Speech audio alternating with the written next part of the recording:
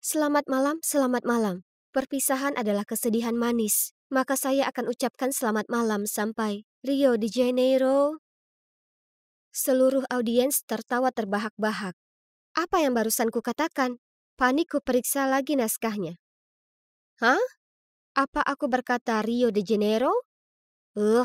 Aku tahu dia dalangnya. Lisa, dia pasti sudah mengacaukan naskahku. Kalian mungkin bertanya-tanya, kenapa aku tak turun dan melemparnya dengan sepatuku?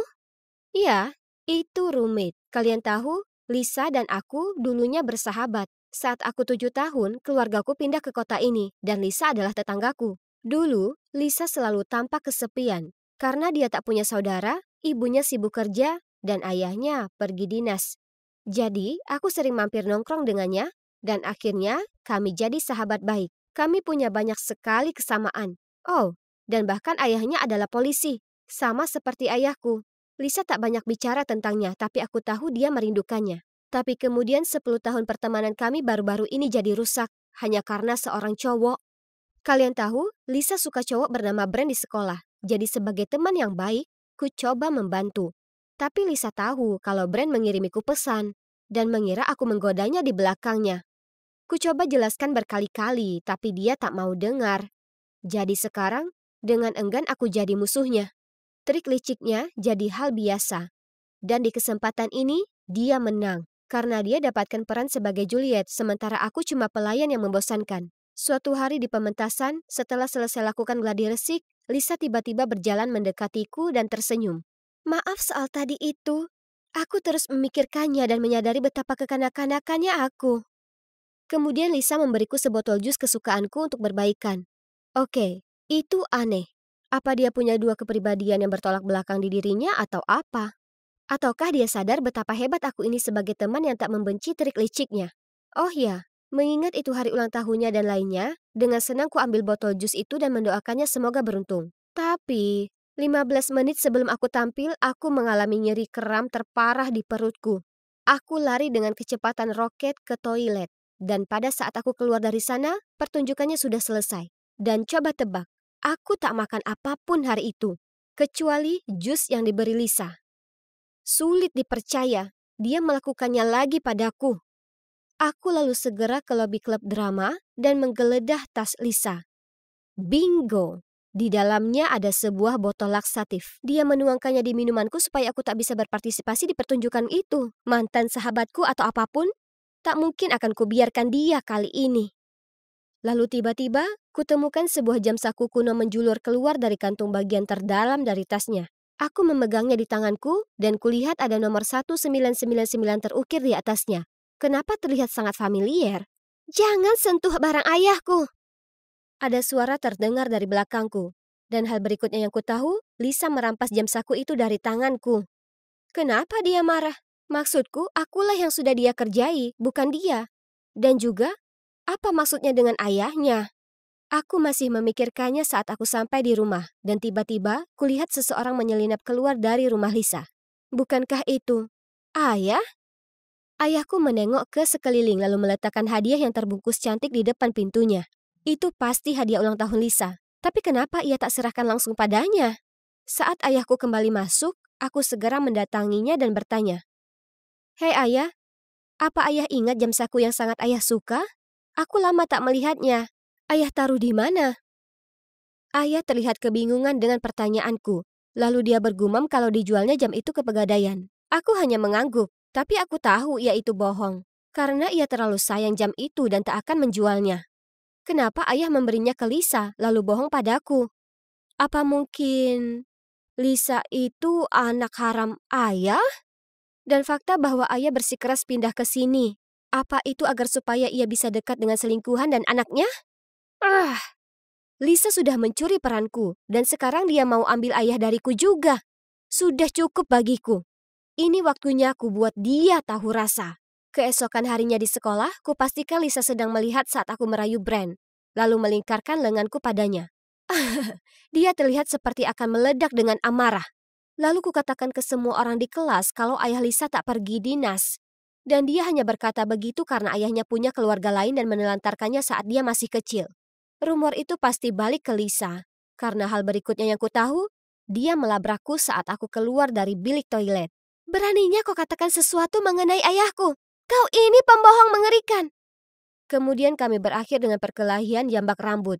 Itu sangat buruk, guru sampai harus datang dan melerai kami. Kemudian kepala sekolah memanggil orang tua kami. Untung bagi kami, ayahku dan ibu Lisa putuskan tak jadikan ini masalah besar karena hubungan kami sebagai tetangga dekat. Iya, seolah begitu. Tapi ayah masih menyuruhku minta maaf ke Lisa dan ibunya. Ayah, kenapa aku harus minta maaf? Dia tak minta maaf padaku karena menuang laksatif ke minumanku. Kau bersalah karena menyebarkan rumor tak benar tentangnya. Tapi obat laksatif itu soal apa? Kukira kalian berdua berteman. Sejak kapan kalian jadi saling benci begini? Aku tak bohong, itu kenyataan. Apa ayah membela Lisa dariku karena ayah merasa bersalah karena dia adalah putri rahasiamu? Kristi, apa yang baru saja kau katakan? Kujelaskan bagaimana aku tahu soal jam saku dan karena itu aku tahu rahasianya.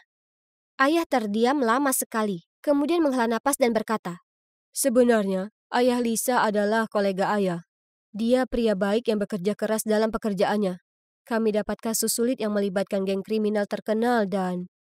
Sayangnya, ayah Lisa meninggal saat bertugas. Di saat terakhirnya, dia memberiku jam sakunya sebagai kenang-kenangan dan memintaku menjaga putrinya yang berusia 4 tahun, Lisa. Aku dan ibunya tak tega mematahkan hati gadis kecil itu. Jadi kami katakan padanya ayahnya jauh dari rumah untuk dinas dan akan kembali saat dia 18 tahun. Sedangkan aku pura-pura jadi ayahnya dan terkadang mengirim hadiah dan surat untuknya. Saat kau dan Lisa berumur 7, kuputuskan untuk pindah ke sini agar lebih mudah merawatnya. Dan seperti yang kau tahu, ku beri dia jam saku itu, kenangan terakhir ayahnya. Tapi, kenapa ayah berbohong padanya seperti itu? Lisa terlalu kecil saat itu untuk menerima kenyataan yang begitu menyakitkan. Aku dan ibunya juga tak punya banyak pilihan. Kuharap dia terbiasa dengan itu dan berhenti menunggu ayahnya, tapi... Itu benar, kami tak mengira semua akan jadi seperti ini. Di hari ulang tahunnya yang lalu, aku terus berperan jadi ayahnya dan meninggalkan hadiah di pintu dengan permintaan maaf. Tak bisa pulang karena jadwal yang sibuk. Tapi kami tahu kami tak bisa terus menyimpan ini darinya. Sungguh menyakitkan melihatnya rindu ayahnya terus-menerus. Jadi, ternyata semua spekulasiku itu salah.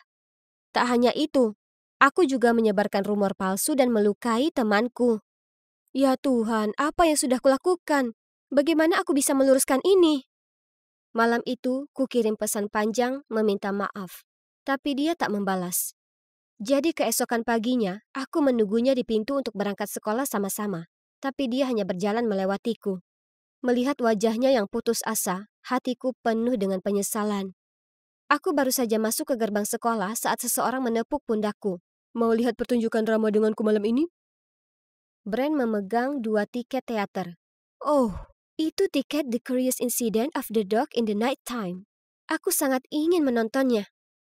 Dulu saat aku dan Lisa masih berteman, kami sering membahas akan melihatnya. Tunggu. Lisa, itu benar. Jadi, aku bohong ke Brand kalau aku sibuk dan menyuruhnya untuk mengajak Lisa pergi dengannya saja. Lisa terlihat sangat senang Brand sudah mengajaknya keluar. Kini hati nuraniku sudah jernih. Lisa dan Brand akan sadar kalau mereka saling suka dan akhirnya bisa bersatu dengan baik. Lalu dia akan memaafkanku, ya kan? Lagi pula, aku sedang mengerjakan esai. Jadi aku pergi ke kedai kopi dan belajar di sana hingga larut malam. Tapi saat aku sampai rumah, aku jalan melewati pintu mendengar perabot-perabot pecah dan suara orang tuaku bertengkar. Jadi kau sudah membohongiku dan Kristi selama bertahun-tahun? Bagaimana bisa kau punya anak rahasia seumuran dengan putrimu? Apa kau tak malu pada dirimu sendiri? Ada apa? Apa ibu tahu tentang Lisa? Aku segera berlari menghentikannya. Ibu, ini tak seperti yang ibu kira. Aku awalnya juga berpikir begitu, tapi ibu harus dengar ayah. Kebohongan itu mungkin membodohimu, tapi itu tak bisa membodohiku. Lisa itu anak haramnya. Gadis malang itu datang padaku dan memberitahu. Ku coba berunding dengan ibu, tapi ia terlalu kesal untuk mendengarkan. Dengan membanting pintu, ibu pergi. Ayah terduduk di sofa dan menghela napas panjang. Aku duduk di sampingnya menenangkannya, bahwa mungkin itu kesalahpahaman Lisa. Ayah, kita harus cerita ke Lisa kebenarannya. Aku akan mendatanginya dulu melihat situasi. Lalu nanti saat dia tampak stabil secara emosional, ayah datang dan bicara padanya, oke? Hari berikutnya, segera setelah sampai sekolah, aku langsung mencari Lisa. Di sana dia, berdiri dekat lokernya dengan tangan terlipat. Aku jalan ke arahnya, tapi sebelum aku bisa mengatakan apapun, dia berteriak. Berhenti bersikap seolah kau ini suci. Aku tahu, Brand hanya mengajakku ke teater karena kau menyuruhnya. Kenapa kau ingin sekali mempermalukanku? Kemudian Lisa menangis. Kalau saja ayahku masih hidup, ia akan melindungiku dari gadis jahat sepertimu. Aku ternganga melihat Lisa. Dia sudah tahu semuanya, tapi jika demikian, kenapa dia bilang ke ibuku kemarin kalau ayahku adalah juga ayahnya? Aku berdiri di sana, tak mau pergi sampai dia beritahu aku kebenarannya. Akhirnya dia berseru kalau di ulang tahunnya yang ke-18, dia melihat ayahku meninggalkan hadiah di depan rumahnya. Curiga ada yang tak beres, dia kumpulkan keberanian menanyakan semua ke ibunya. Ia sangat terpukul mengetahui bahwa ayah yang telah lama dinantikannya ternyata hanyalah kebohongan yang dibuat oleh ayahku. Dia sangat marah pada aku dan ayahku. Jadi dia bohong ke ibuku agar kami tahu bagaimana rasanya punya keluarga yang berantakan. Aku marah sekali. Beraninya dia berbuat begini ke keluargaku. Tapi saat dia menangis minta maaf, amarahku langsung hilang. Dan aku hanya merasa kasihan padanya. Apa yang dia lalui sungguh berat. Aku memeluknya erat dan mata kami berdua pun menangis. Saat kami berdua tenang, kami putuskan untuk bicara terus terang dengan keluarga kami. Kukatakan ke Lisa aku tak keberatan berbagi ayah dengannya, karena toh ayah menyayanginya seperti putrinya sendiri. Tapi sebagai balasan, Lisa harus minta maaf ke ibuku dan menjelaskan semua padanya, jadi ibu mau pulang ke rumah. Jadi akhirnya ibuku kembali, dan kedua keluarga kami berdamai lagi. Aku sangat menyesal, aku berada di luar akal sehatku. Aku tak bermaksud untuk menyakitimu, Bu. Oh, maksudku, Bu Lemon. Semua orang tertawa. Aku juga mengambil kesempatan untuk memberi pelukan hangat ke Ibu Lisa dan memanggilnya ibuku. Seperti yang Lisa lakukan, kami semua ngobrol dengan gembira saat bel pintu berbunyi. Aku dan Lisa pergi membuka pintu dan melihat Brand berdiri di sana memegang sebuket bunga. Wajahnya kebingungan saat melihat kami berdua di sana. Tapi kalian tahu apa? Tak masalah siapa di antara kami yang dia cari. Tak perlu cari pacar sekarang. Karena sudah ada sahabatku di sini. Atau sebaiknya ku sebut saudaraku? Disinilah aku, berdiri di tengah apartemen Christian dengan kebingungan di wajahku. Aku tahu aku sudah mengencani banyak pria, tapi apa mungkin saking banyaknya aku tak sengaja kencan dengan pria ini 2 kali? Kulihat lagi sekeliling ruangan. Oh Tuhan, lampu mengerikan dan dapur sempit itu terlihat familiar. Aku merasa tak nyaman saat duduk di sofa dan memandangi gitar itu. Oke, sekarang aku yakin kalau aku dipastikan sudah pernah ke sini sebelumnya. Panik, aku membuat alasan bahwa acara TV kesukaanku akan mulai, jadi aku harus pulang. Lalu aku lari keluar dari sana. Dan sejak itu, aku menghindari Christian apapun caranya. Dia berusaha menelpon dan mengirimiku pesan beberapa kali, tapi kuacuhkan semuanya. Bagaimana mungkin aku tak ingat pernah kencan dengannya? Maksudku, oke, memang aku kencan beruntun akhir-akhir ini. Tapi itu tak sampai membuatku terlupa, iya kan? Lagi pula, jika ini masalahnya, bukankah dia seharusnya bisa mengenaliku juga? Di hari kami bertemu, aku sedang dalam suasana hati buruk dan menenggelamkan kesedihanku di sebuah bar. Aku minum terlalu banyak, jadi saat aku keluar dan tak sengaja kutabrak Christian, aku mulai menyalahkannya. Tapi bukannya mengacuhkan gadis mabuk, dia pastikan aku pulang dengan selamat.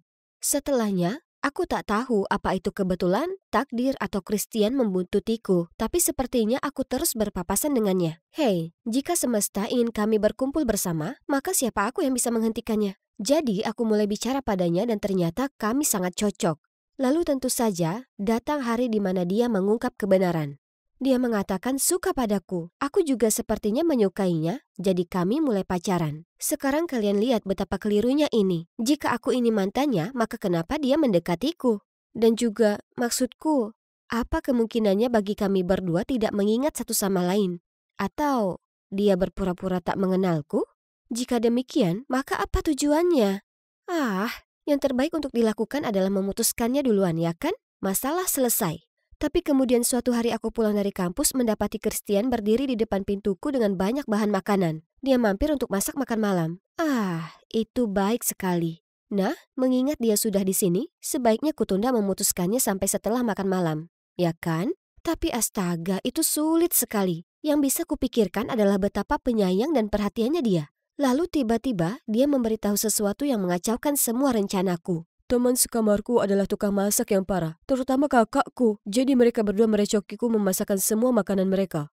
Tunggu dulu. Dia bilang kakak dan teman sekamarnya? Jadi ternyata dia tak tinggal sendiri? Sungguh melegakan. Itu artinya masih ada harapan kalau aku bisa jadi mengencani kakak atau teman sekamarnya, bukan dia. Aku hanya harus cari tahu yang mana. Aku harus mencari tahu tentang mereka, jadi aku memujinya untuk mendapat lebih banyak informasi. Dia memberitahuku kalau kakaknya diputuskan oleh mantannya dengan cara terburuk yang pernah ada. Kakaknya mengatur makan malam romantis di sebuah restoran dan sementara dia sedang bicara, mantannya berteriak mengatakan kalau dia ingin putus. Itu tak hanya membuatnya hancur, tapi juga dipermalukan. Oh, ya Tuhanku, itu terdengar tak asing. Karena aku juga sering melakukannya. Itu seperti langkah khasku. Apa mungkin orang yang kukencani dulu adalah kakaknya, Connor? Jika ya, maka itu akan hebat sekali. Itu artinya aku bisa lanjut pacaran dengan Christian, ya kan? Jujur, aku sangat berharap itu Connor. Jadi yang harus kulakukan adalah bertemu pria ini dan minta dia memastikannya. Tapi lebih mudah dikatakan daripada dilakukan. Pria itu tak pernah berada di rumah, hingga suatu malam. Aku dan Christian berada di bar ketika kami mendengar suara bising datang dari bilik samping kami. Seorang pria meneriaki satu pasangan. Melihat itu, Christian langsung lari menghampiri mereka dan menghentikan pria itu. Ternyata pria yang berteriak itu Connor dan pasangan itu adalah mantannya dan pacar barunya. Jadi, dia adalah orang yang memutuskannya dengan cara yang buruk itu. Bukan aku? Sekarang berarti itu Christian atau teman sekamarnya. Sementara aku terbenam dalam lamunan, Christian kembali dengan 2 hotdog di tangannya. Hei Christian! Tiba-tiba kami mendengar seseorang memanggil namanya. Kami berbalik melihat 2 pria berdiri di belakang kami. Itu tak lain adalah teman sekamar Christian, Wes dan sepupunya. Iya, dan itu adalah pertama kali aku bertemu mereka. Jadi artinya aku tak mengencani satupun dari mereka? Setelahnya, aku tak bisa perhatikan apapun lagi. Bagaimana bisa semua ini masuk akal? Tapi tunggu, mungkin aku salah. Maksudku, banyak apartemen terlihat sama, bukan? Melihatku melamun, Christian menyenggol lenganku lalu memberiku sebuah hotdog. Aku berterima kasih padanya dan hendak mengambilnya saat merebutnya kembali. Oh tunggu, kau tak suka saus tomat karena kau selalu kena soda saus di bajumu. Ini, ambil yang ini. Apa yang baru saja kau katakan? Bagaimana kau bisa tahu itu? Oh, kau pernah beritahu aku sekali. Apa kau tak ingat? Aku hanya tersenyum canggung. Aku 100% yakin aku belum memberitahunya itu. Jadi, tak ada penyangkalan. Christian adalah mantanku. Itu sudah pasti. Aku akan putus dengannya. Malam itu aku tak bisa tidur karena kupikirkan hanya Christian. Dia jelas mengingatku karena dia tahu soal saus tomat itu. Tapi kenapa bersandiwara? Oh ya ampun, dia pasti mau balas dendam. Aku yakin itu. Tapi, kenapa ini terasa mengesalkan sekali? Dia cuma pria biasa. Aku bisa temukan pria lain dengan mudah, ya kan? Tapi kemungkinannya mereka tak akan semanis dan perhatian seperti Christian. Suatu kali saat aku stres dengan esaiku, dia begadang agar bisa baca semuanya untukku dan tunjukkan jika ada salah ketik. Dan kapanpun aku merasa sedih, dia akan mengirimiku kue. Terkadang sekotak donat dengan catatan kecil untuk menghiburku. Aku benar-benar akan merindukan tingkah lakunya yang lucu. Tapi aku tak bisa lakukan ini lagi. Dia harus pergi. Jadi hari berikutnya, saat aku bertemu Christian untuk makan siang, kuputuskan untuk mengambil kesempatan putus dengannya. Tapi sebelum aku bisa berkata apapun, kami bertemu pria yang mengaku mengenalku. Oh ya Tuhan, apa itu kau, Sadie? Hah? Siapa dia? Oliver? Ya Tuhan, lama tak bertemu. Kau kenal Sadie? Christian? Hei, dunia ini sempit. Ya kami dulu pacaran. Ya Tuhanku, kawan-kawan, ini Oliver. Yang kebetulan dulunya teman sekamar Christian.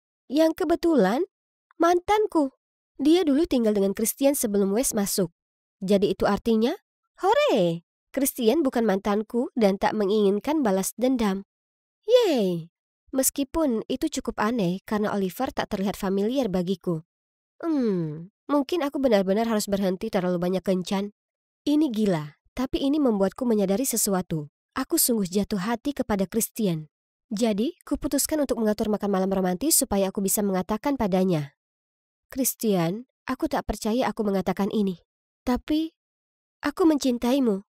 Dengan senang hati aku menunggunya untuk balas mengatakannya. Tapi tidak. Sebaliknya, dia tertawa keras. Hah? Dan itulah saat semuanya menjadi jelas. Coba tebak. Christian memang mantanku.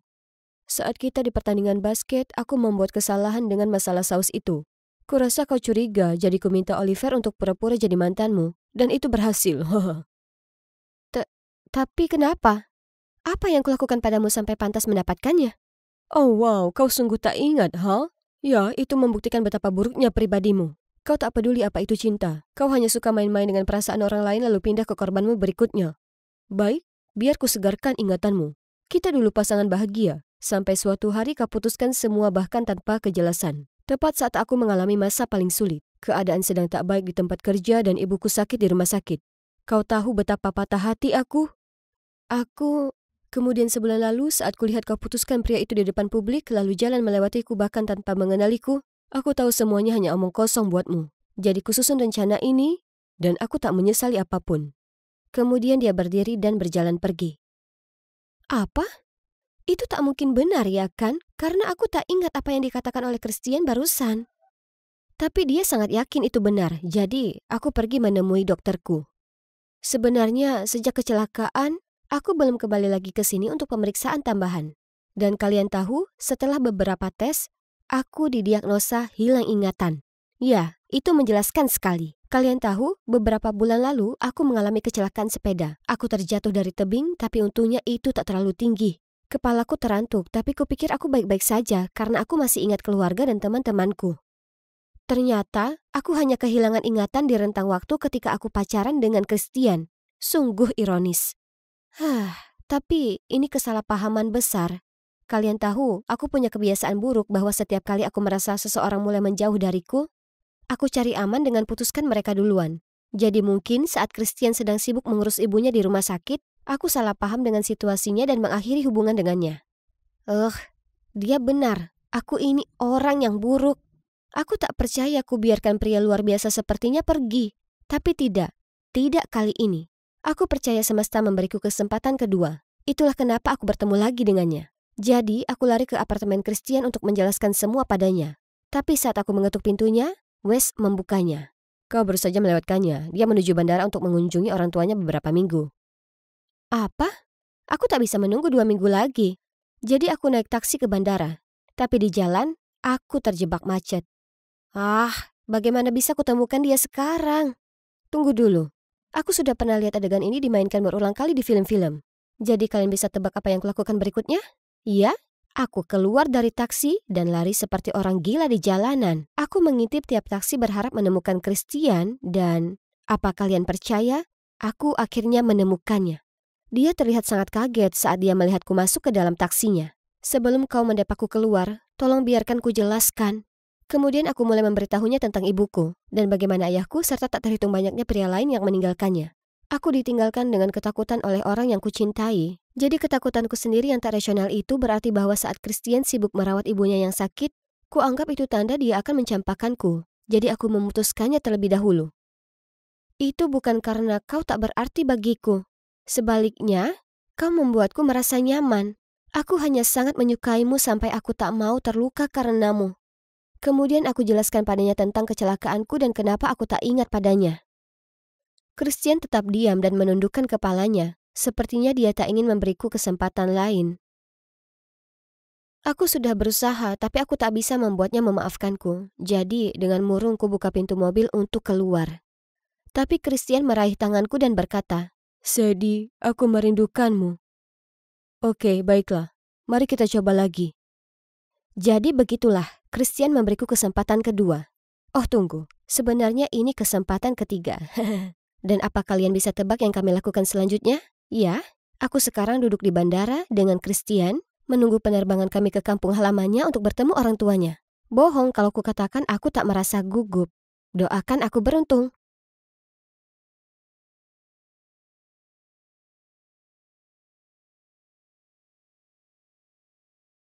Kau jelas tak melakukan riset karena kau tak paham karakter ini. Aku segera menenangkan diri, dengan cepat meminta maaf ke Bu Sharma dan memohon ke sutradara agar mengizinkanku mencoba sekali lagi. Aku tak ada waktu untuk ini. Bagaimana bisa gadis muda yang terlahir kaya akan paham kehidupan pelayan? Silakan pergi, kontestan yang lain menunggu. Lantas, casting impianku jadi mimpi buruk. Rasanya seperti seluruh dunia sedang menertawakanku. Nona, tolong berdiri. Kau harus membuatnya berkesan. Jangan bersedih hati, akan ada banyak kesempatan lain. Tidak, itu merupakan kesempatan besarku dan aku mengacaukannya. Lucas Hemingway membenciku. Itu artinya seluruh industri sekarang akan menjauhiku. Oh dia, tanteku adalah pengurus rumahnya dan dia bilang mengerikan sekali bekerja untuknya. Dia sudah memecat 5 pengurus rumah dalam sebulan terakhir dan sekarang tak seorang pun berani melamar. Jangan biarkan dia menjatuhkanmu. Semua tahu betapa menjengkelkannya dia. Apa kau baru saja bilang kalau Lucas Hemingway sedang cari pelayan dan kau kenal pengurus rumah di sana? Itu benar, tapi ini adalah cara tepat untuk menunjukkan padanya aku ini tak cuma berwajah cantik. Aku mungkin terlihat seperti gadis kaya yang manja. Aku masih bisa mainkan peran pelayan lebih baik dari orang lain. Kumohon bantu aku, kalau tidak aku akan mogok makan. Aku... Sebelum dia sempat menjawab, kurai segelas susu dan menenggaknya dalam sekali nafas. Oke, kalau begitu sekarang kita sepakat? Hei, ini aku, Jenny. Kini aku terlihat seperti pelayan, kan? Ingat yang kukatakan padamu, dan jangan pernah injakan kaki ke dalam ruang kerja tuan tanpa diminta. Sekarang pergilah ke gudang dan ambilkan aku kotak dekorasi Natal. Kotak itu berat sekali. Tiba-tiba aku menabrak sesuatu, dan saat aku jatuh, semua dekorasi Natal itu berserakan di lantai. Hah? Apa yang ada di bawahku? Oh tidak, aku berbaring di atas seseorang. Oh ya Tuhan, itu Lucas. Dengan cepat aku turun darinya dan meminta maaf, tapi dia hanya mengomeliku kemudian berjalan pergi. Aku merasa kebingungan saat kupunguti dekorasi itu saat gadis ini mendekatiku. Kau pelayan baru, hah? Jangan pikir kalau cantik itu artinya kau bisa merayu ayahku untuk jadi aktris terkenal atau semacamnya. Ini saran, jangan pernah mimpi soal itu. Mulai sekarang, pelayan ini melayaniku, dan hanya aku. Sungguh mengecewakan. Ini baru hari pertamaku dan aku sudah menimbulkan salah paham dengan Lily, putri sutradara itu. Dia punya reputasi dalam dunia modeling karena kepribadiannya yang sangat tidak menyenangkan.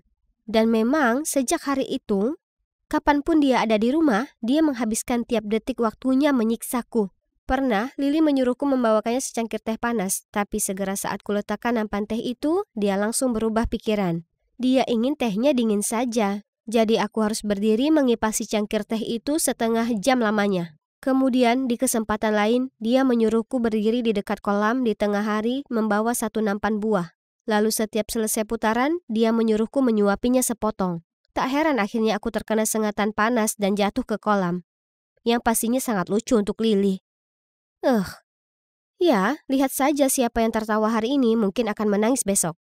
Hari berikutnya saat menyirami mawar di halaman belakang, kulihat melalui jendela ruang tamu, Lily akting jadi pelayan di depan ayahnya. Tampaknya dia juga ingin mengambil peran utama di film itu. Kurasa kau sebaiknya fokus ke proyek ikan komersilmu. Kau belum pelajari dialognya, dan tangisan pura-puramu itu buruk sekali. Apa kau bahkan tahu dari buku apa film ini diadaptasi? Kemudian ayahnya pergi, meninggalkan dia dengan tantrumnya. Di saat itu, Lily melihatku berdiri di sana tertawa.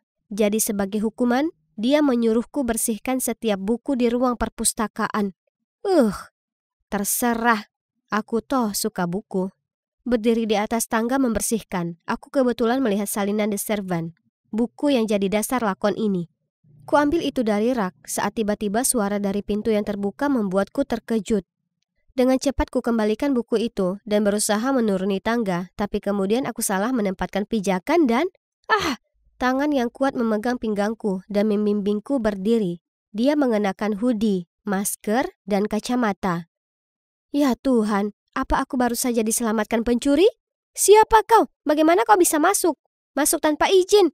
Apa kau sadar rumah siapa yang kau coba rampok? Dan kau, apa kau sadar sedang bicara dengan siapa? Pencuri? Konyol. Kemudian dia menarik tudungnya dan melepas kacamata hitam dan maskernya. Oh Tuhan, ini Jack Jerome, aktor paling seksi di layar kaca saat ini. Sebelum aku bisa bereaksi, jeritan memekik Lily mengagetkan kami berdua. Jack, kau di sini. Sangat menyenangkan kau akan tinggal bersama kami selama beberapa bulan ke depan. Aku penggemar beratmu. Yang membuat Lily kecewa, Jack mengacuhkannya, lalu dengan dingin keluar ruangan. Jadi, ternyata Jack sudah terpilih menjadi pemeran utama pria di The Servant. Dan untuk menghindari menambah skandalnya di masa lalu yang akan mempengaruhi film, Lucas bersikeras dia tinggal di sini selama syuting. Bagaimanapun meskipun aku tak suka dengan Jack sama sekali, tapi paling tidak ada dia di sekitar artinya Lily terlalu sibuk menempel padanya untuk menggangguku. Akhir-akhir ini aku sering memanfaatkan waktu bersih-bersih malam hari untuk pelajari buku aslinya. Audisi terakhir akan datang dan aku harus memahami karakterku lebih baik daripada yang lain. Aku sedang bersihkan dapur sambil membaca saat tiba-tiba ku dengar langkah kaki. Siapa kira-kira itu pada jam ini? Jadi, kau suka buku ini? Tapi itu cukup membingungkan ya kan? Apa kau anggap pelayan biasa sepertiku tak cukup pintar untuk memahaminya? Aku tak tahu bagaimana kau bisa berperan sebagai Alfred yang hangat, baik hati, dan tulus. Kau jelas kebalikannya. Itu yang disebut acting, sayang. Jadi apa menurutmu, aktor harus persis seperti karakter mereka di kehidupan nyata? Maka apa kau tak sebaiknya lebih berhati-hati karena aku baru berperan jadi pembunuh gila di film terakhirku?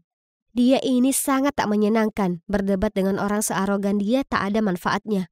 Aku baru maju beberapa langkah saat aku terpeleset, tapi Jack mengulurkan tangan dan meraih kemejaku. Yang mencegahku tak terjatuh ke tanah, tapi itu menyebabkan kemejaku sobek. Wajahku memerah karena malu dan berusaha memperbaikinya. Ini, ambil ini, katanya saat dengan cepat dia lepaskan jaketnya dan melingkarkannya di bahuku.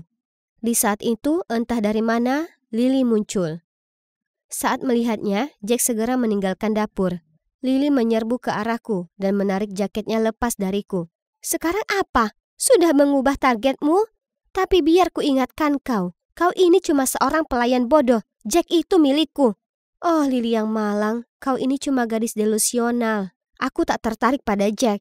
Tapi tak butuh lebih dari sekilas pandang untuk tahu bahwa Jack sama sekali tak tertarik padanya. Karena insiden kemarin, Lily membuatku bangun di jam 4 pagi untuk memanggang kira-kira segala jenis kue yang ada di bumi ini. Aku baru selesai menghias badge terakhir ketika dia bergegas masuk ke dapur, merebut celemek dan sarung tangan dariku lalu mengenakannya. Aku tak punya waktu untuk memahami apa yang terjadi saat Jack masuk dan dengan cepat dia mengulurkan piring itu padanya. Coba segigit, aku bangun pagi sekali untuk membuatkanmu. Dasar palsu. Jack hendak memasukkan sepotong kue ke mulutnya saat kusadari kuenya terbuat dari almond. Dia alergi itu. Stop! Kue itu ada almondnya. Ini, makan yang ini. Dia mengambil kue itu lalu mengedip ke arahku sebelum berjalan pergi. Ya, kepribadiannya menyebalkan. Tapi, oh astaga. Bagaimana bisa menolak garis rahang kuat dan mata dalam yang indah itu? Lumrah, Lily jadi geram. Jadi dia memaksaku membuat teh. Tak peduli seberapa lama dia mengetuk pintu Jack, dia tak mau membukanya. Jadi dengan marah dia melempar nampan teh itu ke lantai dan berteriak padaku untuk datang dan membersihkannya. Oh ya ampun, ini sungguh berantakan. Karpetnya ternodai teh dan ada banyak pecahan porselen di mana-mana. Aku mulai memunguti serpihan itu saat, aduh, tanganku tersayat. Jack langsung membuka pintu. Kemudian saat melihat tanganku berdarah, dengan cepat dia menuntunku ke kamarnya dan membantuku membalut luka itu.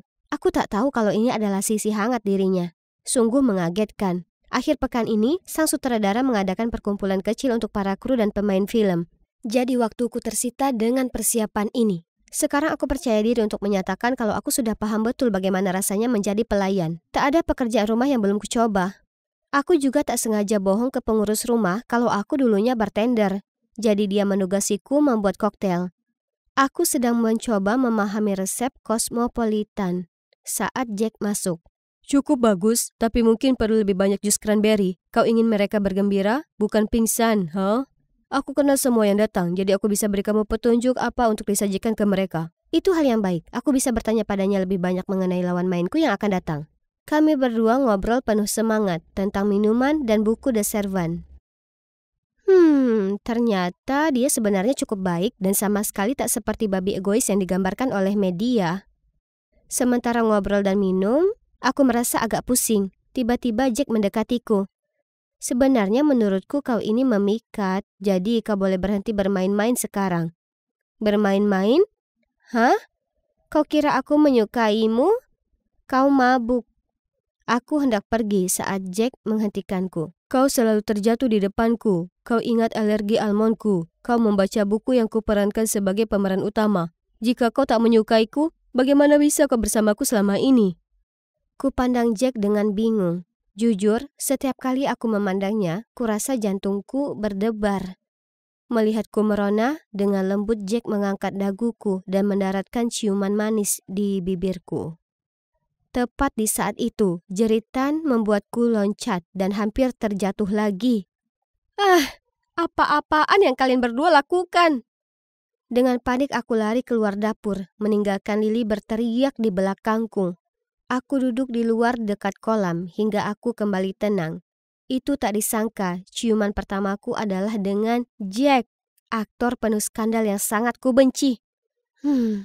Kurasa aku harus pergi sebelum semuanya jadi makin rumit. Setelah memantapkan diri, aku kembali ke kamarku untuk mulai berkemas, dan kulihat pakaianku terlempar ke lantai dan di sana, yang duduk di ranjangku dengan tatapan sombong di wajahnya adalah Lily. Dia lambaikan paspor dan naskahku di tangannya. Jenny Sinclair, rupanya aku tahu rahasiamu. Betapa rendah hatinya dirimu menurunkan derajatmu sendiri bermain-main jadi pelayan untuk mendapatkan peran film. Bayangkan skandal itu jika pers sampai tahu tentang ini. Tak akan ada yang berani bekerja sama dengan ular sepertimu. Dengan marah, kurebut barang-barangku kembali, tapi tak berhasil. Lily bahkan mengeluarkan ponselnya untuk merekam dan mengancamku. Lakukan seperti yang kukatakan, kalau tidak video ini akan viral. Maka ayahmu tersayang tak hanya akan tahu kau selama ini menggosok toilet seharian, tapi bayangkan dampak kebohonganmu ini terhadap reputasinya yang berharga. Dia cari masalah dengan gadis yang salah. Pengalaman metode aktingku ini sudah selesai. Aku sudah muak jadi bonekanya. Ini saatnya dia menyadari siapa sebenarnya yang menguasai permainan ini.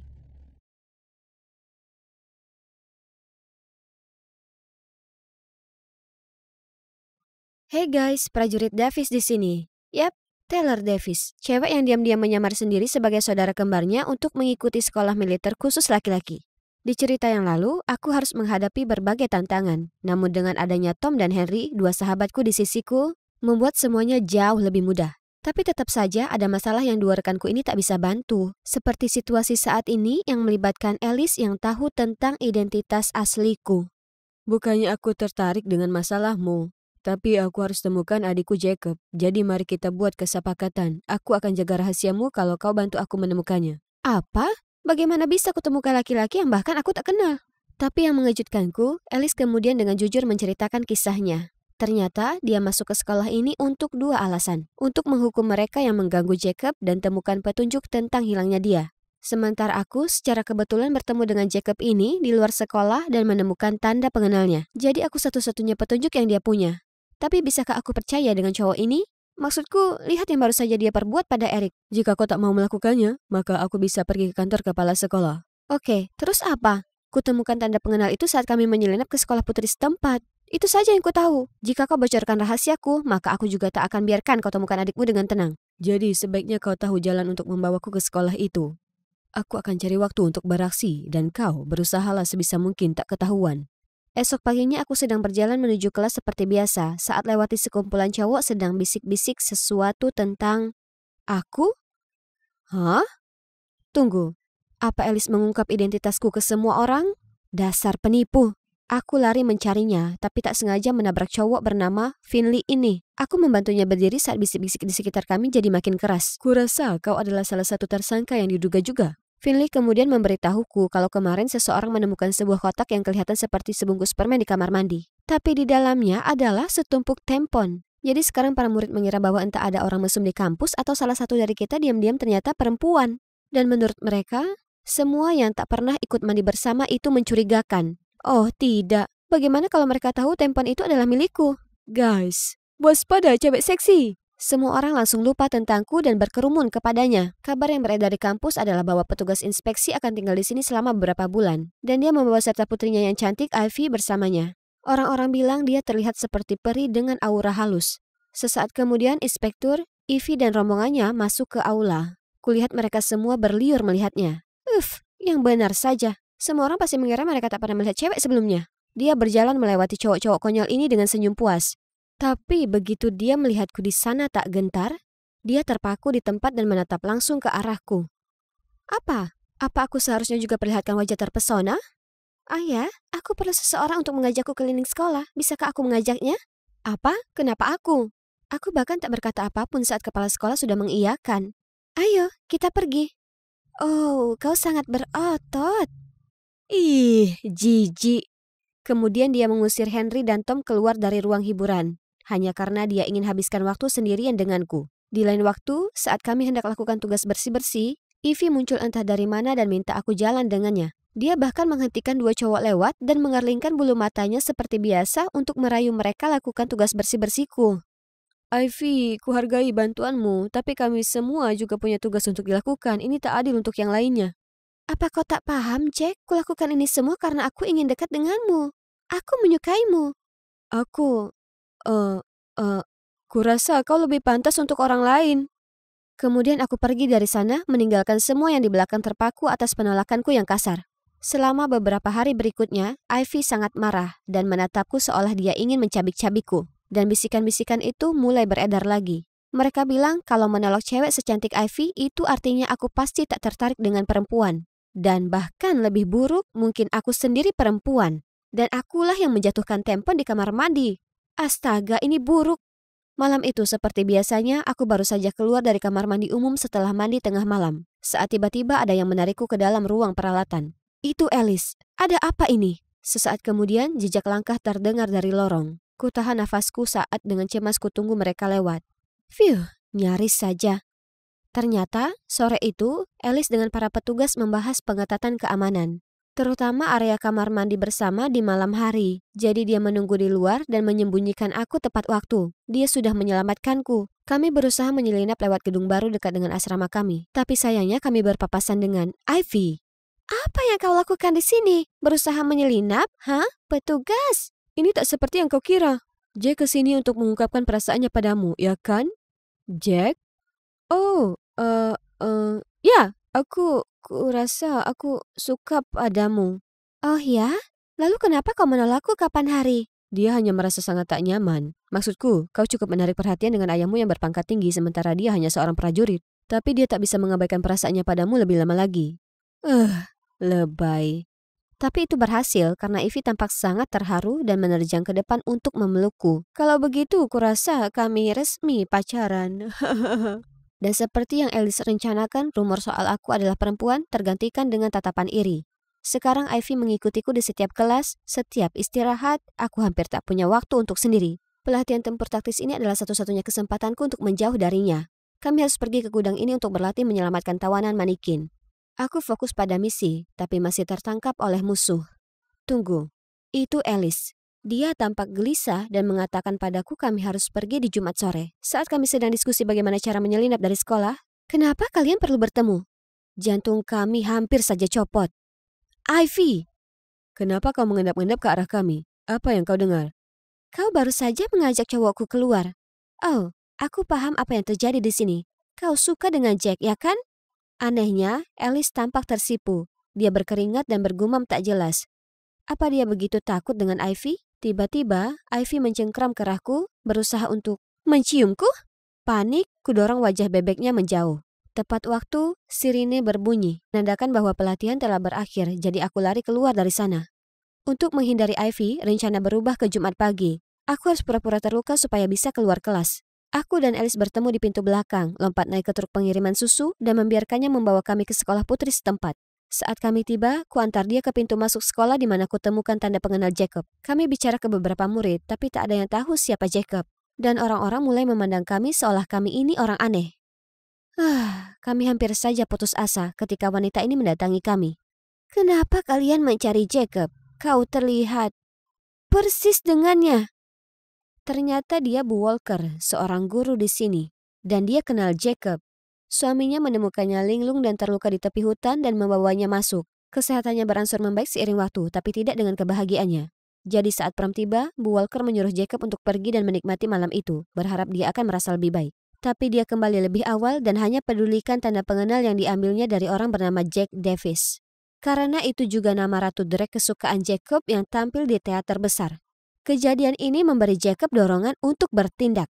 Dia selalu ingin hidup dengan jati dirinya, tapi telah tersesat di tengah jalan. Jadi dia putuskan untuk menemukan Jack Davis, panutan yang mungkin jadi satu-satunya orang yang bisa membantunya sekarang.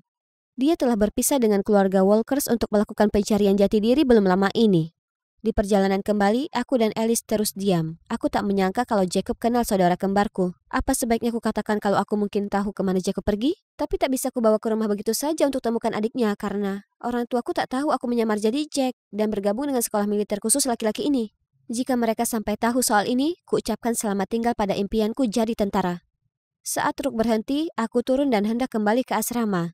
Saat Alice menarik tanganku. Kau tahu itu Jack, ya kan? Apa dia saudara kembarmu? Jika itu benar, maka tolong beritahu aku di mana dia. Aku minta maaf, aku tak bisa. Aku ada PR. Kemudian aku meninggalkannya saat dia memanggil-manggilku. Hari berikutnya, ku coba menghindari Alice, tapi dia berada di depanku. Dia putus asa, tapi aku hanya menggelengkan kepalaku. Kau penipu yang egois. Tepat di saat itu, Tom berlari menghalangi antara aku dan Alice, sementara Henry membelaku. Apa? Kau ingin jadi Eric selanjutnya?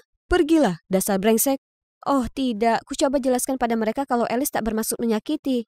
Tapi mereka tak mendengarkan dan hanya menarikku menjauh darinya. Aku merasa sangat tak enak. Sepanjang hari itu, aku terus memikirkan tentang apa yang terjadi. Alice benar. Aku ini egois. Dia mungkin tak akan pernah melihat adiknya lagi karena aku. Aku harus pergi membantunya. Tapi saat aku sampai di kamarnya, teman sekamarnya bilang dia sudah ambil cuti tahunannya untuk pergi mencari adiknya. Oh tidak, dia pasti sudah tahu alamat rumahku entah bagaimana. Aku harus pulang, tapi bagaimana cara keluar dari sekolah? Ini bukan hari pengiriman susu. Aku sedang berpikir, Tom dan Henry mendatangiku, menanyakan kenapa aku bersikap sangat aneh. Ini dia, kurasa sebaiknya aku tak bohong lagi ke mereka. Guys, ada yang ingin ku sampaikan pada kalian.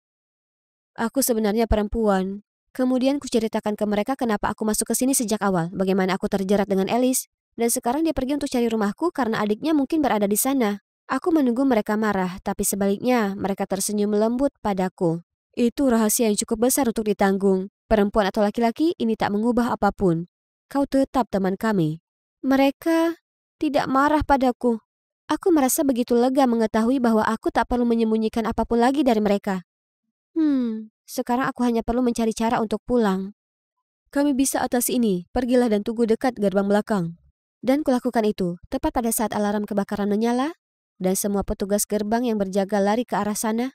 Beberapa detik kemudian, gerbang belakang tiba-tiba terbuka dan CCTV-nya mati, dan aku lewat saja dengan mudah.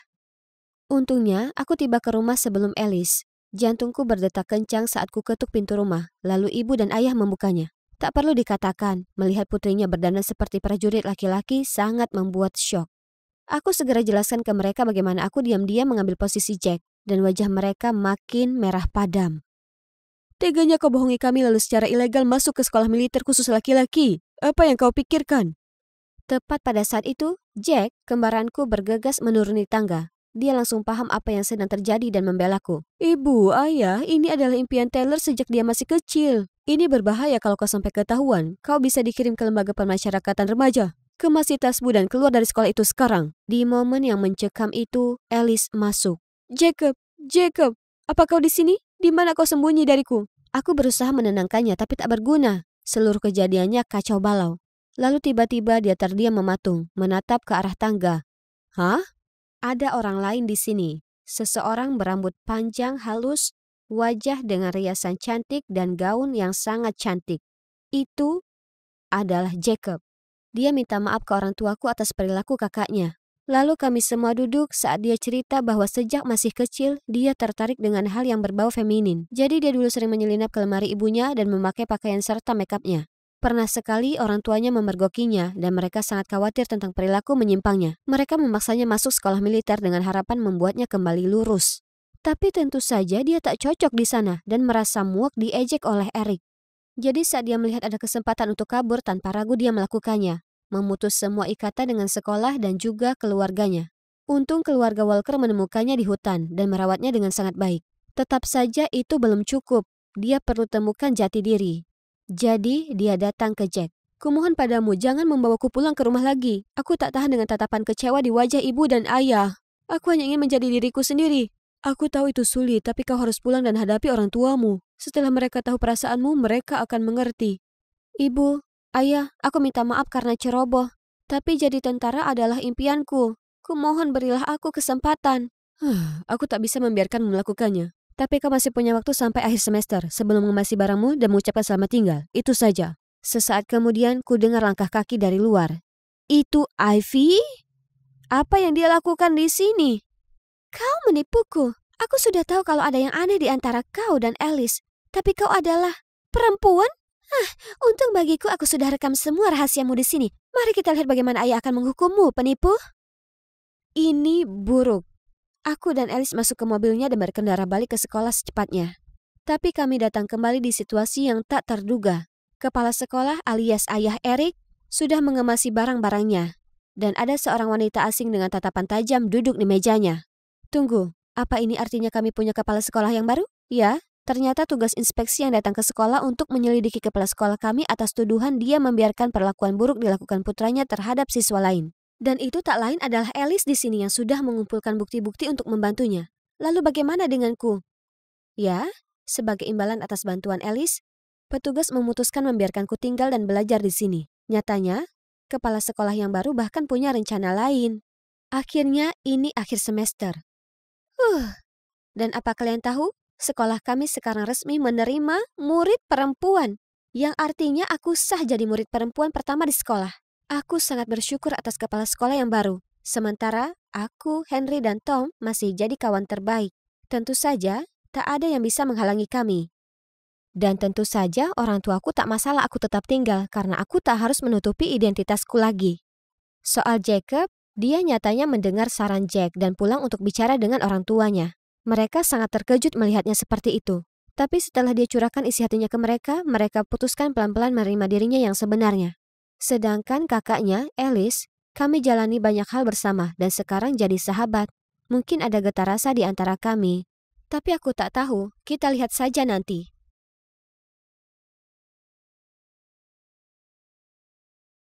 Oh ya Tuhan, Rogerku, lihat dia, paras tampan dan mata menerawang itu. Tak heran setiap cewek terpesona saat melihatnya, dan tentu saja aku sebagai penggemar beratnya. Kalian mungkin penasaran bagaimana aku bisa masuk area belakang panggung bintang film seperti Roger, ya kan? Itu mudah. Makeup artisnya adalah Hannah, dan kebetulan dia adalah kakakku. Tentu aku harus memohon padanya berhari-hari untuk mengizinkanku ikut. Itulah kenapa aku harus menikmati tiap detik berada sedekat ini dengan selebriti yang kusukai. Hei, apa kau memotretku? Oh tidak, ketahuan. Aku gemeteran, berusaha cari alasan saat dengan mengejutkan, Roger mengangkat ponselku dan mengambil selfie. Ini cantik, lain kali bilang saja. Oh astaga, tak bisa disangkal kalau Roger ini sosok untuk dijadikan pacar. Cewek-cewek di kelas pasti akan iri begitu mereka tahu hal ini. Oh, dia ingin jus jeruk? Tak masalah Roger, sebut saja aku ini jin pribadimu. Kemudian aku bergegas berkeliling cari jus jeruk dan bergegas ke belakang panggung untuk memberikannya. Tapi terlambat, fans cewek lain sudah mendahuluiku. Sekarang ada cukup jus untuk diminumnya sepanjang tahun. Dengan sedih, aku berbalik untuk pergi, tapi tak sengaja menabrak seseorang. Ya ampun, itu Roger! Dia senyum padaku dan menatap ke gelas jus jeruk segar di tanganku. Boleh ku pinjam jus jerukmu? Ini nomorku jika kau membutuhkannya. Apa artinya ini? Apa aku, cewek biasa ini, menarik perhatian cowok terseksi di planet ini? Aduh, ini jelas bukan mimpi. Di sisa malam itu, ku coba mengarang pesan sempurna untuknya. Kenapa ini susah sekali? Paling tidak, kurasa aku sudah mengetik dan menghapusnya paling tidak 100 kali. Oh, tidak. Barusan ku tekan tombol kirim secara tak sengaja. Sebelum bisa kuhapus pesan itu, dia sudah membalas. Itu dia, tak ada jalan mundur sekarang. Ku coba tenangkan diriku dan mengikuti arus yang lalu membawa kami pada obrolan berjam-jam. Dan tak lama kami bicara setiap hari. Suatu hari secara tiba-tiba dia bilang dia ingin kami kencan berdua. Apa itu artinya? Hubungan kami telah meningkat ke jenjang berikutnya? Wah, kencan pertama kami adalah di restoran sederhana dengan sedikit pelanggan. Aku sendiri menyamar sesuai yang diminta Roger lalu menunggunya. Tapi sudah 1 jam berlalu sia-sia. Apa dia batal menemuiku? Dengan murung aku bangkit pergi saat Roger yang berkeringat dan kehabisan napas muncul. Ternyata dia susah payah lolos dari penjaga keamanannya hanya untuk datang menemuiku. Ah, manisnya dia lakukan upaya ini untuk cewek biasa sepertiku. Tak perlu resto mewah atau hadiah mahal. Makan malam ini saja sudah yang paling romantis karena aku dapat sosok pria sejati di sini. Jangan bangunkan aku dari mimpi ini. Lalu sebelum kami berpisah, dengan lembut dia sematkan gelang bunga daisy di pergelanganku. Kencan diam-diam itu cukup mengasyikkan ya kan sayang? Oh astaga, ini membuktikan kalau aku bukan lagi hanya penggemar yang naksir idolanya. Ya, kami resmi berpacaran. Secara rahasia. Hari berikutnya aku tiba di sekolah dengan mood terbaik. Aku bernyanyi di sepanjang jalan menuju kelas saat temanku Alba mengagetkanku. Hei, kau sudah lihat trailer film terbaru Roger? Itu keren. Aku sudah pesan tiket sneak show-nya. Itu bukan apa-apa. Aku sudah dapat tempat saat penayangan perdana film itu. Iri kan? Itulah pengaruh wakil ketua klub penggemar. Dan aku baru kencan makan malam terromantis dengan Roger. Oh, tentu saja itu sebatas yang ingin kukatakan. Nyatanya, yang bisa kulakukan hanya tersenyum lalu kembali ke tempat dudukku. Menjaga rahasia ini sungguh membuatku gila. Tapi kurasa pacaran dengan idola ada harganya. Dan aku tak keberatan membayar seumur hidupku. Tapi oke, di atas semua rahasia itu, seperti yang kalian tahu, selebriti selalu sibuk. Tak ada waktu pribadi yang tersisa. Jadi kami harus temukan cara-cara kreatif untuk nikmati waktu sendiri. Akhirnya, Hana pergi. Coba lihat, rambut, make up, baju, semua sempurna. Sepertinya tak ada orang di sekitar, sekarang aku harus segera ke Van Roger. Hei Hana, kenapa kau masih di sini? Wah, lihat dirimu, dandan rapi ya, ada acara apa? Aku cuma lupa barang-barangku, sampai nanti. Lalu kemudian aku segera ke belakang Van Rias. Phew, hampir saja. Untungnya aku sangat mirip kakakku dan sudah belajar beberapa kiat make up darinya. Jadi mudah saja untuk kupura-pura jadi henna dan menyelinap ke lokasi syuting. Biar kulihat apa kau ini Harperku pujaanku. Sementara memuji samaranku yang luar biasa, Roger tiba-tiba bungkam lalu berubah menjadi sosok yang benar-benar berbeda. Perilakunya berubah. Dia mendorongku menjauh, menuang kopi ke sepatunya dan mulai memakiku. Apa yang kau lakukan? Kau tahu ini berapa harganya? Bersihkan. Apa yang baru terjadi? Kuulurkan tanganku dan bertanya apa aku membuatnya kesal, tapi ada wanita yang menepis tanganku. Jauhkan tangan kotormu itu dari putraku. Oh, itu adalah Ibu Roger, Bu Walker, pimpinan perusahaan perfilman yang dikenal di kalangan industri sebagai wanita bosi dan selalu menyulitkan orang lain. Parahnya, suara kerumunan di luar juga makin keras. Oh tidak, lebih baik tak timbulkan masalah di sini. Jadi aku terus menatap ke bawah dan dengan panik meminta maaf. Tiba-tiba ada tangan yang mencengkram lenganku dan menarikku. Itu adalah Daniel, manajer Roger. Jangan terlalu diambil hati kalau dia bersikap sedikit aneh. Dia hanya terlalu stres karena pekerjaannya. Oh ya, aku kakak Roger. Kami sangat dekat, jadi aku lebih memahaminya dibanding siapapun. Ya Tuhan, aku tak tahu dia punya kakak perempuan. Tapi aku tahu tentangmu. Setiap kali menemuimu, matanya dipenuhi kebahagiaan. Itu cukup jelas. Oh, kau tak perlu berkata apapun. Aku akan jaga kisah cintamu tetap rahasia. Ternyata Daniel tahu semuanya dan tak berkata apapun karena dia tahu itu akan membuat kami malu. Setelahnya, dia mengantarku pulang dan kami bertukar nomor. Roger tak begitu responsif. Jadi menyenangkan ada Daniel untuk diajak bicara karena dia sangat mendukung hubungan kami dan terus memberiku kabar dengan jadwalnya. Seminggu penuh telah berlalu sejak hari itu tanpa adanya balasan dari Roger. Tak ada, tak satu pun panggilan telepon.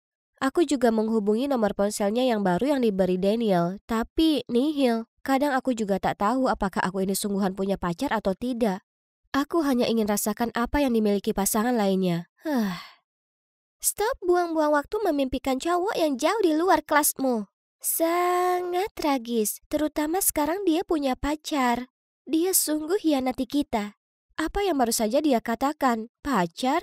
Dengan segera aku online dan melihat sebuah foto Roger dan Jessica, si penyanyi seksi yang terlihat nyaman berada di belakang panggung. Jadi dia mengghostingku dengannya? Hatiku seolah akan meledak terbakar api. Segera ku kirim pesan ke Daniel dan dia langsung membalasnya, mengeluhkan kalau dia juga pusing dengan trikotor humas jazz dalam mempromosikan album barunya. Phew, jadi itu hanya rumor tak jelas. Sungguh lega. Lagi pula, selama beberapa hari, Roger belum hubungi aku sama sekali karena sibuk syuting film terbarunya di Paris. Dia akan segera kembali dan akan mengadakan meet and greet di pusat kota. Daniel menyarankan aku baiknya datang dan memberinya kejutan. Dan dia bahkan kosongkan jadwal Roger hari itu supaya kami bisa kencan setelah acara. Wah, Daniel yang luar biasa. Hari itu, aku pergi ke meet and greet dan menyamar sempurna supaya Roger tak mengenaliku. Dia akan sangat terkejut melihatku di sini. Jujur, aku tak suka lelakiku ini lakukan cium jauh atau pelukan dengan para penggemar, tapi ya, itu pekerjaannya dan aku seharusnya pengertian. Lagi pula aku dulu jatuh hati karena semua perilaku manis ini sebagai penggemar. Roger, apa rumor kencan ini benar? Nah, yang kupikirkan hanya, kalian tahu kan, sebaiknya aku fokus dengan pekerjaanku dan kalian. Kalian supporter sejatiku, tak seperti semua gadis di luar sana yang mendekatiku hanya untuk ketenaran dan uang. Apa maksudnya? Jadi dia cuma melihatku sebagai salah satu cewek pengejar pamor di luar sana? Sepertinya aku kehabisan napas di tengah teriakan para penggemarnya dan aku tak bisa di sini lebih lama lagi. Aku terisak saat berlari keluar, memikirkan bagaimana Roger sebenarnya menganggap kami selama ini. Tiba-tiba ada mobil berhenti di depanku. Itu Daniel. Aku tahu sangat berat jatuh cinta dengan seorang selebriti. Tapi dari sudut pandang penggemar, itu sesuatu yang mereka ingin dengar darinya. Tentu saja dia tak bisa angkat bicara perihal hubungannya yang sesungguhnya, tapi kamu bisa. Maksudmu, tak ada yang salah dengan cintamu, dan kita punya banyak cara lain untuk mengekspresikannya diam-diam, ya kan? Apa yang dikatakan Daniel membuatku berpikir, Sophie mengajakku setiap hari karena bermimpi pacaran dengan idolaku. Tapi hubungan ini nyata, dan aku punya hak untuk menunjukkan cintaku, ya kan? Jadi, ku posting foto favoritku dari salah satu kencan kami ke Instagram sebagai cara untuk mencurahkan hatiku. Keesokan paginya, aku terbangun melihat pesan marah dari Roger. Harper, apa kau baru saja melanggar janji kita? Kenapa kau ungkap hubungan kita? Semua jadi berantakan sekarang. Di bawahnya ada tautan tweet dengan judul, aktor muda Roger diduga kencan dengan seseorang yang lebih tua darinya. Oh, tidak. Bagaimana bisa mereka temukan fotoku secepat itu? Dan parahnya, mereka pasti salah mengira orang di foto itu adalah kakakku, Hannah. Ya, paling tidak kakakku sekarang sedang liburan, jadi dia masih belum tahu soal ini. Aku harus perbaiki ini sebelum dia kembali. Kalau tidak, dia akan membunuhku. Ku coba hubungi Roger dan Daniel, tapi tak ada respon. Apa yang harus dilakukan? Roger ada konferensi pers film terbarunya.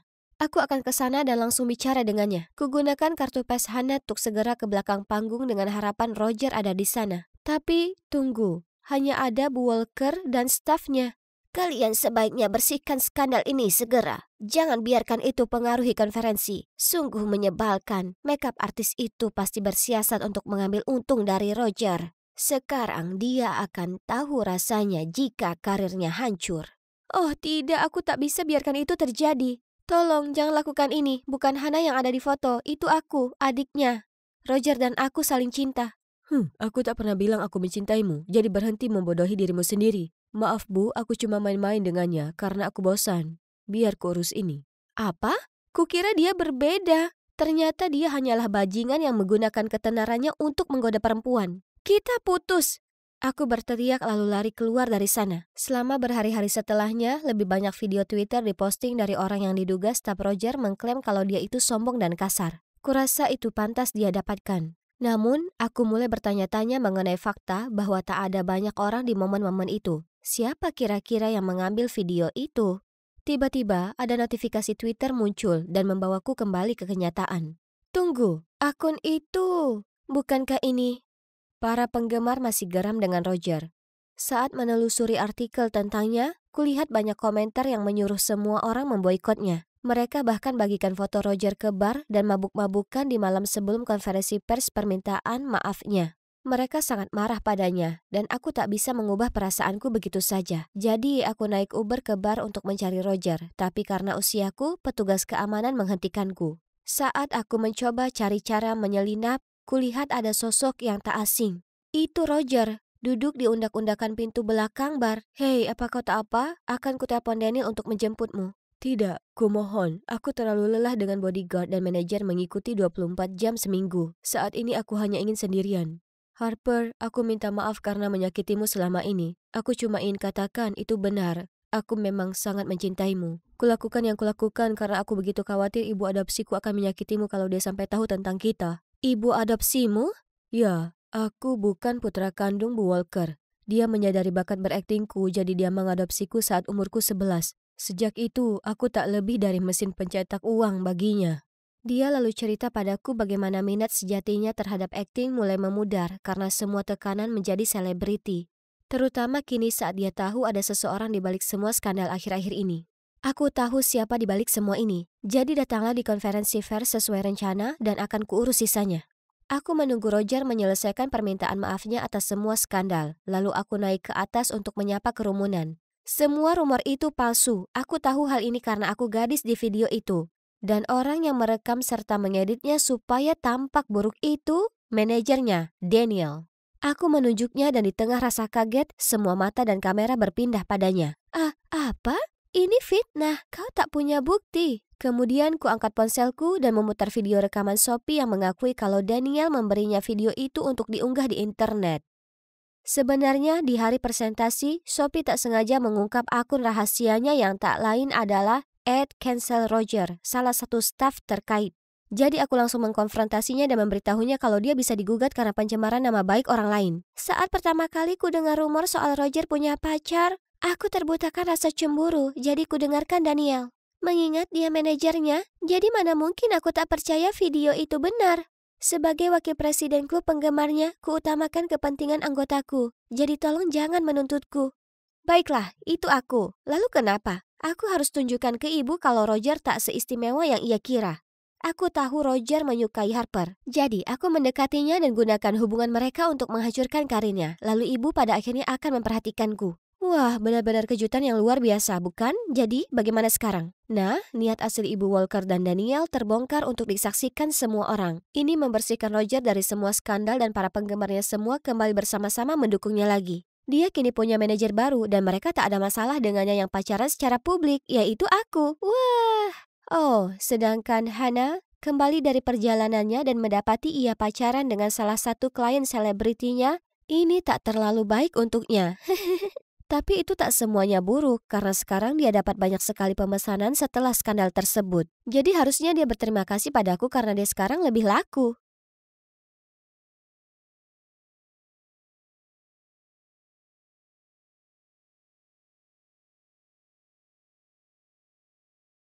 Tinggal 3 langkah lagi. 3, 2, 1. Sophie! Ya ampun, ketahuan. Oke.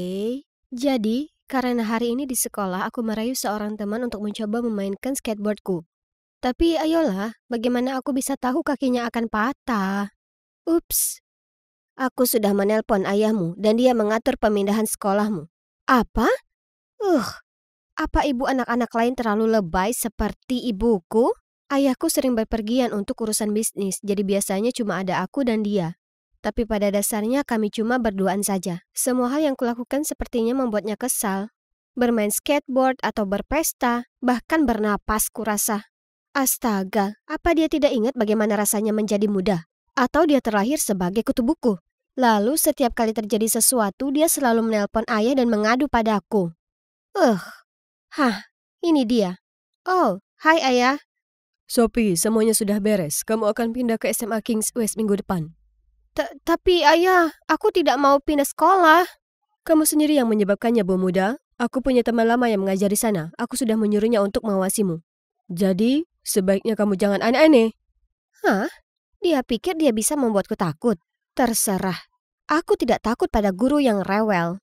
Jadi, tibalah hari pertamaku di tempat ini. Dan guru yang teman ayah ini, Bu Janet Clark, tidak berhenti mewawancaraiku ke arahku. Dan dia terus memanggilku untuk menjawab pertanyaan bodohnya. Tidak, terima kasih. Aku perlu menghidupkan kelas yang membosankan ini. Jadi, ketika guru keluar ruangan, aku langsung mengoles vaselin pada tutup botol airnya. Lucu sekali melihatnya gagal membukanya dan berakhir dengan tangan yang kotor.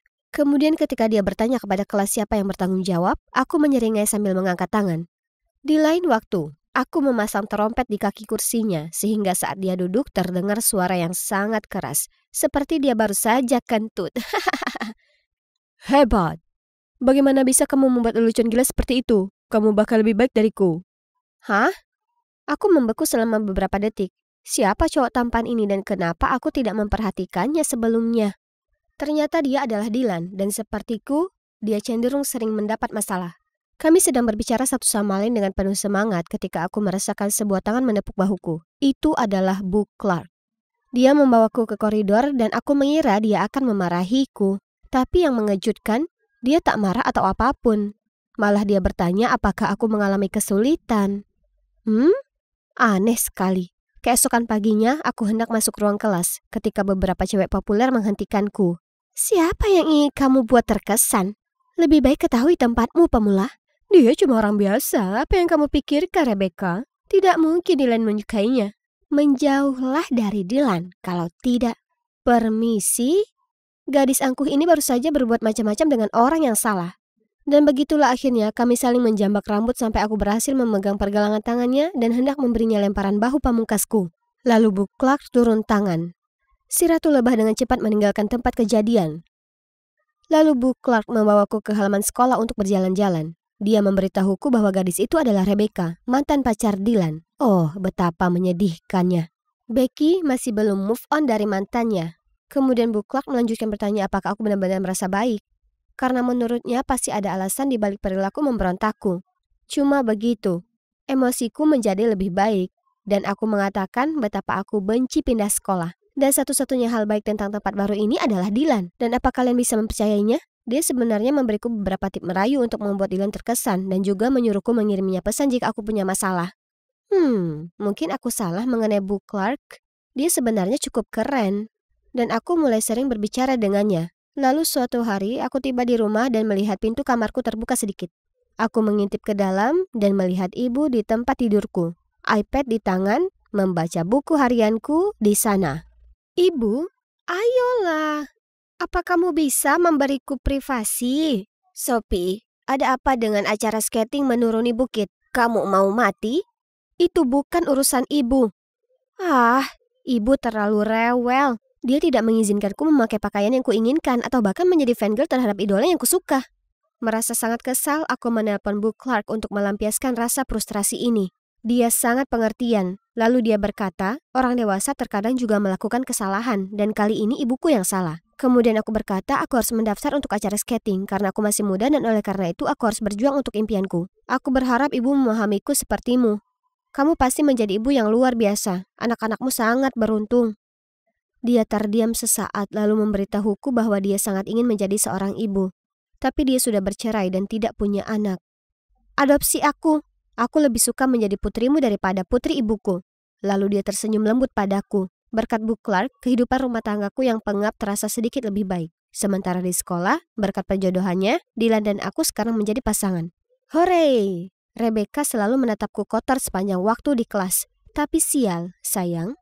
Dan hari jadi 1 bulan kami akhirnya tiba. Hari ini Dylan mengajakku makan sushi. Nyam. Tapi aku baru makan 1 gigitan ketika sosok yang aku kenal bergegas mendekat. Ibuku memelototi Dylan, lalu menyeretku pulang. Jangan pernah bicara lagi dengan anak nakal itu. Dengarkan aku. Pengacau seperti itu cuma memberikan pengaruh buruk. Putuskan hubungan dengannya secepatnya. Ini gila. Tapi untungnya, Dylan mengabaikan kegilaan ibuku dan kami terus pacaran secara diam-diam. Namun suatu pagi, aku mengirim SMS dan menelpon Dylan beberapa kali, tetapi tidak ada balasan. Apakah ada yang salah? Kami baru saja mendapatkan kencan terbaik tadi malam, tapi sekarang seperti tidak terjadi apa-apa. Aku bergegas ke sekolah mencari Dylan. Dengan cemas bertanya kepada semua orang apakah mereka telah mendengar sesuatu darinya ketika Rebecca tiba-tiba mendekatiku. Dylan bisa saja mati berkatmu. Sepertinya kamu dan ibumu memang sama-sama gila. Oke, jadi ternyata setelah Dylan mengantarku setelah kencan kami, dia mengalami kecelakaan. Untungnya dia tidak terluka parah, tapi dia yakin seseorang telah merusak remnya. ketika dia berhenti sebentar di kedai dekat rumahku. Dan iya, itu pasti ibuku. Karena dia juga melihatnya meninggalkan toko. Bagaimana dia bisa melakukan itu? Dia menghancurkan hidupku. Dylan putus denganku tepat setelah itu. Tidak mungkin aku tetap ada di dekatnya. Jadi aku mengemasi tas dan melarikan diri ke satu tempat yang aku rasa aman. Dan disinilah aku, di rumah Bu Clark. Akhirnya damai dan tenang. Oh, apa ini? Dia terlihat sangat cantik ketika dia masih muda. Aku membalik beberapa halaman lagi. Ya, kenapa pria ini mirip ayahku? Lalu aku melihat coretan. Janet Bob selamanya. Hah? Itu ayahku. Jadi dia bukan cuma teman lamanya. Dia adalah mantannya. Sebuah pemikiran tiba-tiba muncul di kepalaku. Mungkinkah dia ibu kandungku? Mungkin ayah mengizinkanku pindah ke sekolahnya agar kami bisa bertemu kembali. Maafkan aku pasti terlalu banyak menonton drama TV. Tapi sejujurnya, betapa menakjubkannya jika dia adalah ibuku. Ibu kandungku benar-benar mimpi buruk. Aku pergi ke dapur untuk melihat Bu Clark menyiapkan makan malam, dan mau tidak mau berseru. Bu? Dia menjadi sangat emosional, lalu menarikku ke dalam pelukan hangat dan memanggilku putrinya. Tiba-tiba telepon berdering. Itu ayah. Dia menyuruhku segera pulang atau dia tidak akan memberikan uang saku. Bu Clark menyuruhku untuk tidak khawatir dan pulang. Tetapi aku harus menunjukkan sikap agar ibu tahu bahwa aku tidak akan mundur dengan mudah. Jadi sejak saat itu, begitu aku sampai di rumah, aku langsung masuk ke kamarku tanpa melihat ke arah ibu. Dan juga setiap kali dia mengatakan sesuatu yang menjengkelkan, aku terus membalas dengan, "Ada apa denganmu? Guruku menyuruhku melakukan itu." Jadi berhentilah bereaksi berlebihan. Dan kalian tahu apa yang terjadi selanjutnya? Yap, ibu menelpon ayah. Lagi. Aku melaporkannya kepada Bu Clark seperti biasa, dan dia memberitahuku bahwa jika aku ingin ayah berhenti mendengarkan ibu, aku harus memberitahunya bahwa dia selingkuh. Apa? Bukankah itu terlalu berlebihan? Apakah Bu Clark masih mempunyai perasaan terhadap ayahku? Apakah dia hanya bersikap baik padaku sehingga dia bisa kembali ke kehidupannya?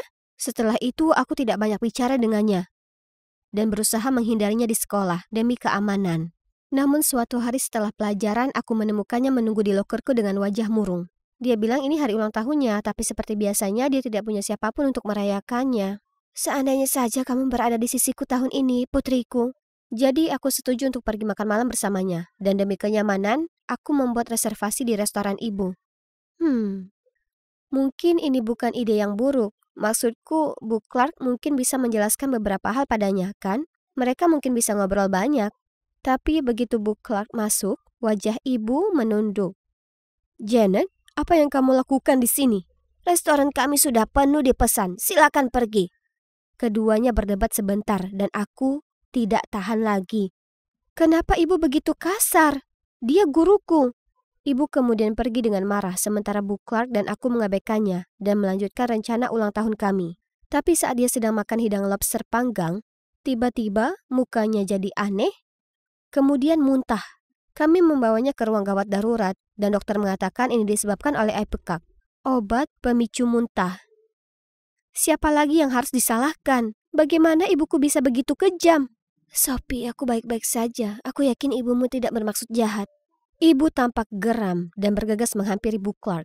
Aku harus menariknya kembali dan kemudian aku mengatakan dia tidak pantas menjadi ibuku. Dia terdiam dan menangis terseduh-seduh.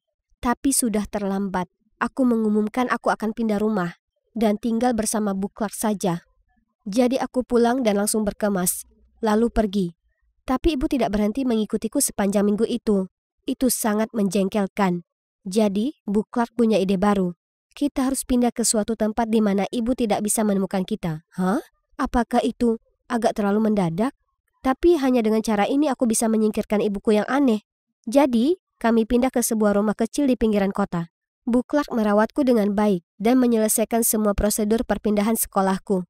Beberapa hari pertama sangat menyenangkan. Kami bersenang-senang bersama. Namun, aku mulai memperhatikan hal-hal kecil yang aneh. Seperti dia memberiku pizza setiap hari. Cuma pizza dan pizza. Dia juga memaksaku memakai pakaian usang ini dan memanggilku pangsit, nama panggilan yang aneh.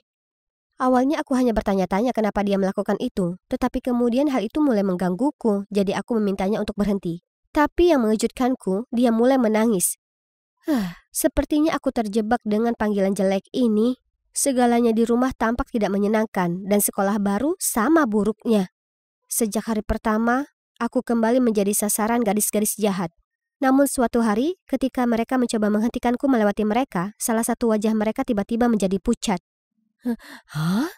Bukankah itu kaos lama Alice yang kotor? Alice siapa? Kau tahu Alice? Si bodoh itu. Dia memakai kaos yang sama persis dengan tulisan smart tercetak di atasnya. Aku mengingatnya dengan jelas ketika aku sering menertawakannya betapa kurang ajar gadis bodoh yang mengenakan kaos sambil berkata smart. Ya Tuhan. Ya Tuhan. Bahkan bekas puntung rokokku ditutupnya masih ada. Tapi dia sudah mati. Kemudian mereka semua saling memandang dengan ketakutan dan lari. Hah? Rasa dingin merambat di punggungku. Aku tidak tahu siapa Alice ini dan aku tidak mau tahu. Satu-satunya hal yang aku tahu adalah aku harus segera keluar dari tempat ini. Jadi aku bergegas pulang untuk mengemas barang-barangku sebelum Bu Clark pulang kerja. Tapi sudah terlambat. Pangsit, kamu mau kemana? Kamu harus tinggal bersama ibu. Kemudian dia segera mengunci pintu, menyeretku masuk, dan mulai bertingkah seperti psikopat. Makanlah pangsitku, kenapa kamu begitu sedih? Ini pizza seafood, kesukaanmu. Maaf tidak membiarkanmu makan sebelumnya, tapi sekarang kamu dapat memperoleh semua yang kamu mau. Aku akan membelikan ini untukmu setiap hari. Karena panik, aku tidak tahu bagaimana cara bertahan melawan wanita gila ini ketika seseorang menendang pintu. Itu adalah Dylan, diikuti oleh orang tuaku. Sophie, ini dia anak kami. Oh, terima kasih Tuhan. Aku mendorong Janet menjauh dan langsung berlari ke arah mereka. Tapi bagaimana mereka bisa menemukanku? Aku memutuskan untuk menyelidiki kasus remku yang rusak lagi. Karena beberapa hari setelah kecelakaan itu, aku kembali ke kedai. Dan seorang kasir bertanya apakah aku dan ibuku pulang dengan selamat beberapa hari yang lalu. Dia melihat seorang wanita yang mengaku sebagai ibuku, berjuang dengan sepeda motorku. Bilang ada masalah dengan sepeda motorku. Kedengarannya terlalu mencurigakan, jadi aku meminta mereka untuk memeriksa CCTV. Dan pelakunya bukan ibumu seperti yang kita duga, tapi dia. Hah? Kenapa? Dia membantu menjodohkan kita. Kenapa dia mau menyakitimu? Entahlah, mungkin dia mau semua orang salah paham dengan menyalahkan ibumu. Untungnya ponsel kita masih berbagi lokasi sejak kita kencan, jadi aku menemukanmu tepat waktu. Terima kasih banyak, Dylan. Ayahku dengan marah menatap Bu Clark. Janet, hubungan di antara kita sudah berakhir beberapa dekade yang lalu. Tolong tenangkan dirimu. Konyol sekali. Menurutmu siapa yang berasumsi kalau semua ini tentangmu? Pangsit adalah milikku. Dia putriku dan dia tinggal bersamaku. Ia menangis terseduh-seduh, lalu mengakui semuanya. Mulai dari merusak sepeda motor Dylan hingga memasukkan obat muntah ke dalam makanannya sendiri untuk membodohi orang. Aku sudah mencoba semuanya. Aku tidak percaya. Bagaimana mungkin orang yang lembut seperti dia bisa melakukan hal seperti itu? Setelah kebenaran terungkap, semuanya perlahan jadi masuk akal. Aku pulang ke rumah, tapi tetap saja pikiranku terus melayang kembali kepadanya. Dan kenapa dia melakukan itu? Sampai suatu hari, aku pulang dari sekolah dan terkejut melihat wanita itu duduk di sofa ruang tamu kami sambil minum kopi bersama ibu. Sejujurnya, aku agak takut saat melihatnya, tapi dia tidak terlihat tidak stabil seperti sebelumnya. Ternyata dia baru saja kembali dari unit psikoterapi. Dia menderita masalah kesehatan mental sejak Alice, putrinya, meninggal. Alice atau Pangsit adalah seorang remaja yang keras kepala, sama sepertiku. Dan karena ketegasan ibunya, dia pernah meninggalkan rumah dalam keadaan marah. Dan tidak pernah kembali karena dia mengalami kecelakaan mobil yang parah malam itu. Jadi, begitu Bu Clark melihatku, tanpa sadar dia ingin mengubahku menjadi putrinya untuk memperbaiki kesalahan masa lalunya. Sophie, aku benar-benar minta maaf atas rasa sakit yang aku timbulkan padamu. Aku membiarkan kesedihan menguasai diriku dan akibatnya aku menolak menerima betapa gelapnya tempat yang aku tinggali. Remaja itu rumit, tapi cobalah untuk lebih berpikiran terbuka dan tunjukkan cinta dengan cara yang benar. Sophie anak yang baik dan aku tidak ingin kamu melakukan kesalahan yang sama sepertiku. Dan semuanya berakhir dengan baik. Meski aku dan ibuku terkadang masih berdebat, kini kami berdua tahu cara mengendalikannya. Aku juga belajar berbagi banyak hal dengannya sehingga kami menjadi lebih dekat. Dan sekarang, saat dia menelpon ayah, tujuannya bukan lagi untuk mengadu padaku, tapi untuk membicarakan bagaimana hari-hari kami. Ngomong-ngomong, aku juga tidak perlu pergi kencan rahasia lagi. Dia pangeran menawanku. Berapa kali aku katakan padanya untuk tidak menghidupkan mesin.